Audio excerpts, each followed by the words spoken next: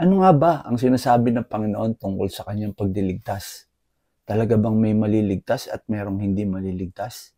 Alamin ang katotohanan. Watch until the end.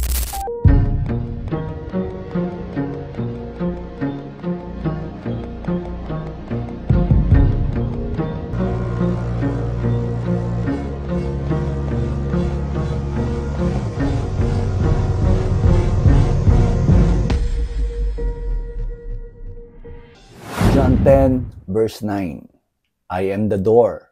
If anyone enters by me, he will be saved, and will go in and out and find pasture.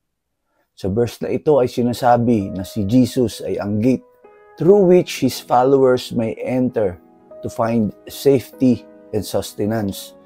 Ini-illustrate sa verse ang exclusive yet profoundly accessible pathway to spiritual fulfillment and redemption that Christ offers.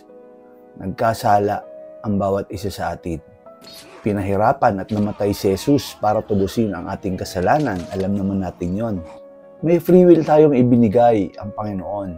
Sana wag tayong manatili sa kasalanan. We have to repent. Ganap na pagsisisi at tanggapin ang pagliligtas ni Jesus na ating Panginoon. Siya ang daan sa kaligtasan. Nag-iisang daan.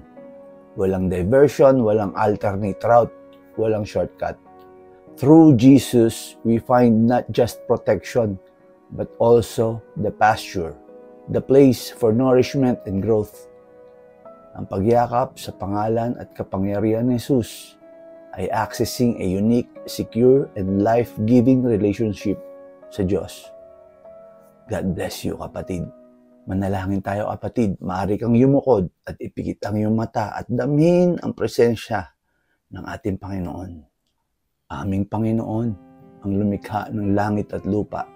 Salamat sa pagbibigay mo sa amin ng clear at secure na daan patungo sa iyo through your Son, Jesus.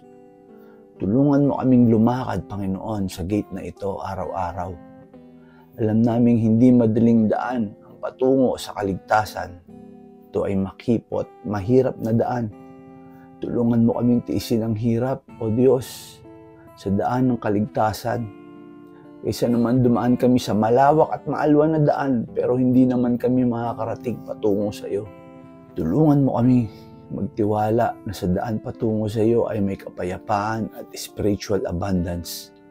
Guide us in your grace and love, faith and understanding. Sa pangalan ni Jesus na aming Panginoon at tagapagligtas.